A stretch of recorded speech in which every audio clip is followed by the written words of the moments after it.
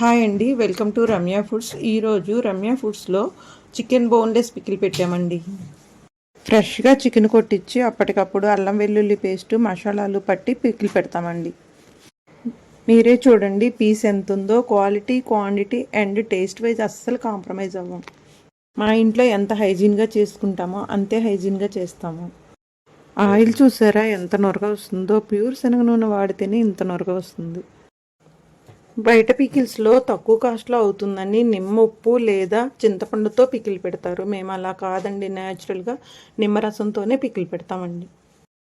ఒక్కసారి టేస్ట్ చూస్తే మళ్ళీ మళ్ళీ మీరే ఆర్డర్ పెడతారు.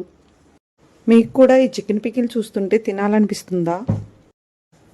అయితే వెంటనే స్క్రీన్పై కనపడుతున్న ఈ నంబర్కి వాట్సాప్లో మెసేజ్ ఆర్ కాల్ చేసి రమ్య ఫుడ్స్లో మీ ఆర్డర్ని ప్లేస్ చేసుకోండి.